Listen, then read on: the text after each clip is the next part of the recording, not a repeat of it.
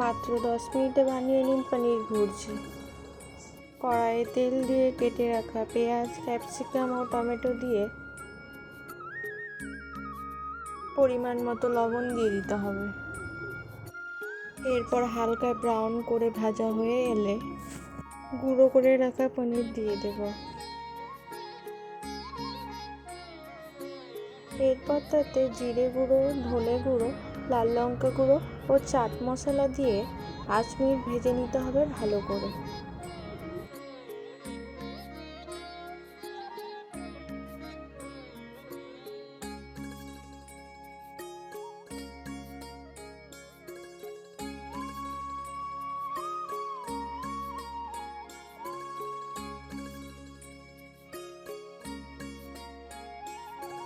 ভাজা হয়ে গেলে উপর থেকে ধনেপাতা ছড়িয়ে দিলেই রেডি পনির ভুর্জি।